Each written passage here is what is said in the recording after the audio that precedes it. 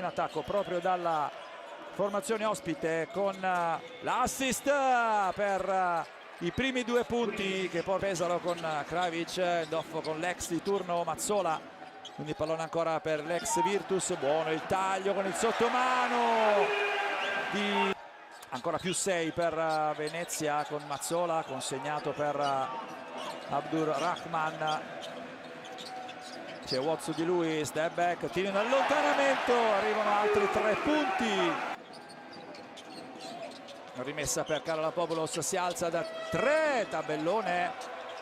Il rimbalzo di Kravic per Moretti che sbaglia anche da 3, tap-in vincente. Karalapopoulos non trova spazio, allora si alza Tambone da 3, ancora da fuori i giocatori pesaresi con la tripla anche di Tambone. Spissu, Bramos si alza per il primo tiro da 3. Attenzione a non dare spazio a un giocatore che risponde al nome di Michael Bramos. 8 per chiudere l'azione d'attacco, ancora Tambone, prova il taglio Totè, si alza lui da 2 punti, altri 2 per Matteo Tambone.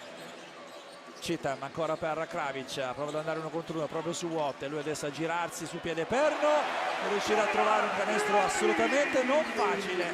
Sbaglia però sull'ottima difesa di Bramos. Moretti comunque non commette fallo, intanto Bramos dalla parte opposta, va per la schiacciata Michael Bramos. Dei punti per il pivot di Venezia. Moretti a bloccare Kravic su Moretti, gira attorno a Spissu, Moretti poi si alza in sospensione. Un solo errore da 2 punti per il playmaker bolognese. Adesso ancora Freeman, prova a rispondere allo stesso modo. Freeman, non trema la mano di Alaric Freeman, chiuso con 4 punti in più il terzo quarto. Il che vuol dire che adesso è -3 per Venezia. Attenzione a Watt che può andare a schiacciare per il -1. E per Abdurrahman bisogna andare al tiro. Rahman si ferma, step back, tira da 2. Il canestro del 90-89 da Muhammad Ali Abdurrahman. Per questo giocatore qui,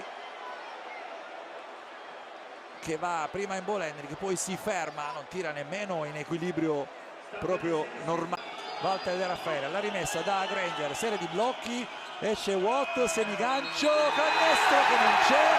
La partita finisce 90-89 con l'esplosione del pubblico della Viti Frigo Arena.